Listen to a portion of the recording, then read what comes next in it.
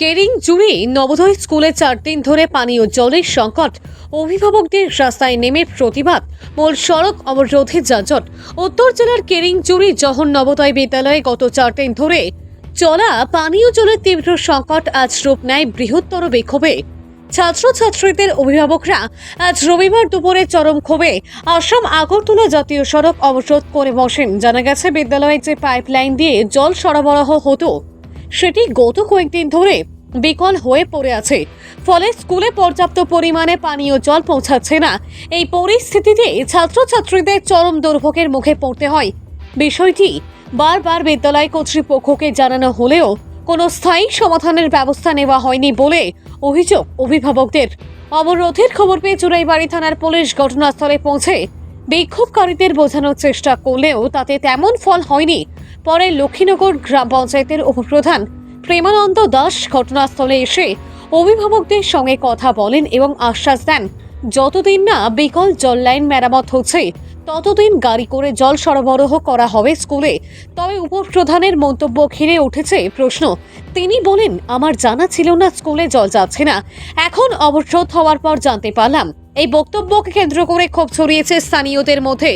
অনেকেই প্রশ্ন তুলেছেন, একজন জনপ্রতিনিধি হয়ে কিভাবে তিনি তার পঞ্চায়েত এলাকার এমন গুরুতর সমস্যার খোঁজখবর রাখেন না? ভোটের সময় কি তবে শুধু খোঁজখবর রাখেন? স্কুলে ছাত্রছাত্রীদের অভিভাবকরাও সংবাদ মাধ্যমকে জানান, তারা দীর্ঘদিন ধরে বিদ্যালয় কর্তৃপক্ষকে একটি স্থায়ী জলের ব্যবস্থার দাবি জানিয়ে আসছেন, কিন্তু কোনো কার্যকর পদক্ষেপ নেওয়া হয়নি। এদিকে অবরোধের ফলে জাতীয় সড়কের দুই পাশে দূরপাল্লার গাড়ির দীর্ঘ লাইন লেগে যায়, সৃষ্টি হয় ব্যাপক যানজট।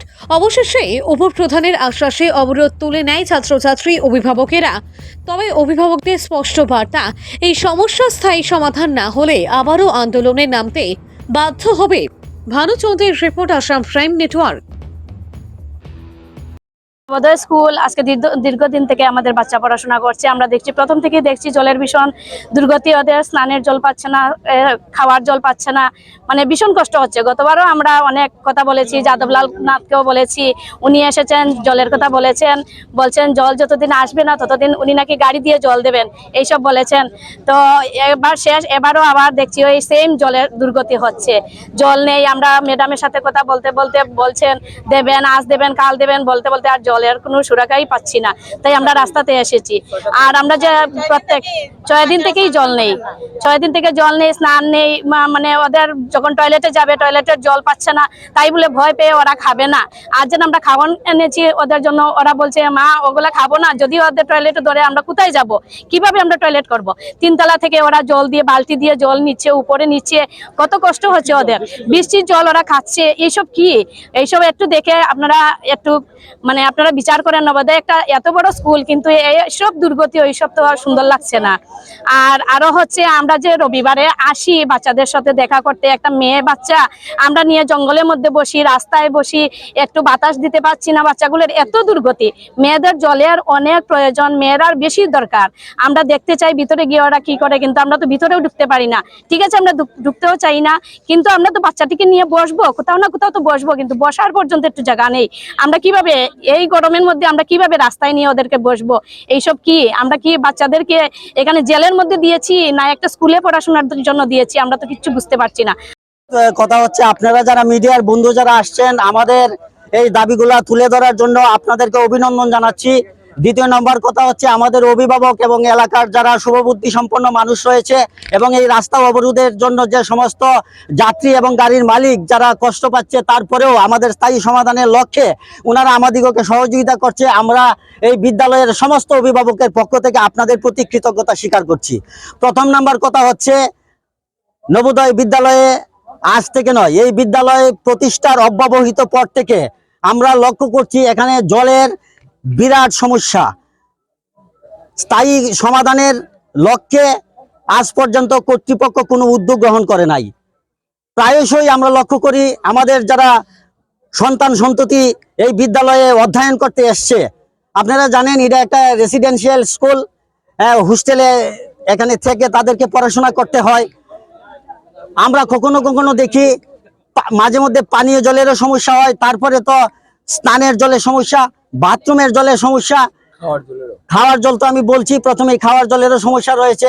আজকে প্রায় 7 দিন হয়ে গিয়েছে, জলের সোর্স একেবারে বিকল হয়ে গিয়েছে।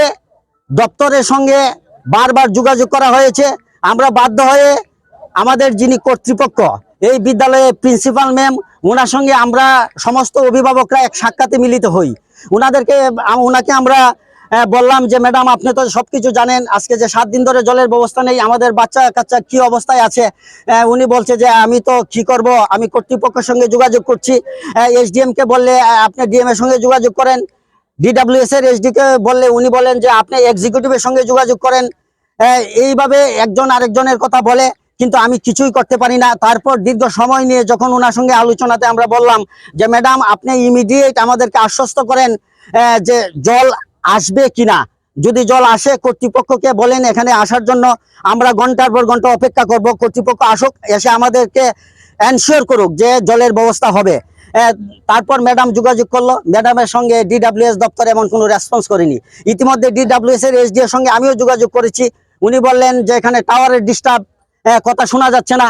আমি বলছি যে আমি নবোদয় বিদ্যালয়ের একজন অভিভাবক বলছি, জলের সমস্যা আপনাদের নলিজে সেটা রয়েছে, আপনি আসুন। উনি বললেন যে টাওয়ারের ডিস্টার্ব। যাই হোক, কোনো জায়গাতে টাওয়ারের ডিস্টার্ব হতেও পারে, কিন্তু পরবর্তী সময়ে উনি নিশ্চয়ই এমন একটা জায়গাতে আছেন যেখানে ভালো টাওয়ার পাওয়া যায়, উনি কোনো যোগাযোগ করেননি। এবং ম্যাডামকে, প্রিন্সিপাল ম্যামকে আমরা বলেছি যদি ডিডব্লিউএস কর্তৃপক্ষ এসে আমাদেরকে আশ্বস্ত করে, আমরা বৃহত্তর আন্দোলনে যাব না, আমরা অপেক্ষা করছি। কিন্তু ম্যাডাম আমাদিগকে কোনো সদ উত্তর দিতে পারেনি। ম্যাডামও বলেছে আমি তো ফোন করেছি, আমারও ফোন রেসপন্স করছে না। তো আমরা বাধ্য হয়ে কি করব, আমাদের একমাত্র বিকল্প। আমাদের আন্ডারগ্রাউন্ডে কোনো ওয়াটার নেই, মানে আমাদের নিজস্ব কোনো সোর্স নেই। আমরা পুরোপুরি ডিডব্লিউএস এর উপরে ডিপেন্ডেন্ট। এখন ওদের গত 4-5 দিন থেকে ওদের পাইপলাইনের কিছু কাজ চলছে, আমরা মানে টোটালি জল পাচ্ছি না।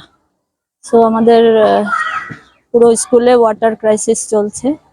আমি ডিপার্টমেন্টের সাথে কথা বলেছিলাম কমসে কম পানীয় জলটা ট্যাঙ্কার দিয়ে পাঠানোর জন্য, বাট এখনো অবধি আয় নাই। তা ওনারা কথা দিয়েছেন আজকে আসবে 2 ট্যাঙ্কার। ম্যাডাম, কতদিন ধরে জল নেই? 4 দিন। আচ্ছা, শুনলাম কি 1 সপ্তাহ থেকে জল নেই। বাচ্চারা কি সমস্যা হচ্ছে? সেন্ট্রালিটি যেতে জল লাগে, বাচ্চার মেয়ের লোকের প্রচুর জলের দরকার, তো জল যে পাচ্ছে না।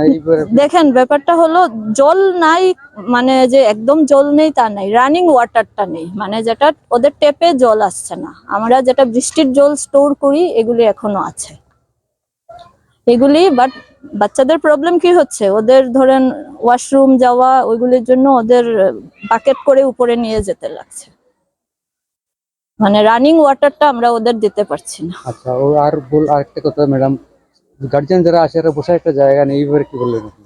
বসার জায়গা আছে, মানে বাট একসঙ্গে 450 জন বসার জায়গা নেই আমাদের নিয়ম মতে। মানে আমরা এত বড়ই থাকে, এর বেশি বড় থাকে না। আপনি কি নবোদয় প্রিন্সিপাল? হ্যাঁ, আমি প্রিন্সিপাল। নামটা? মনিরূপা কর।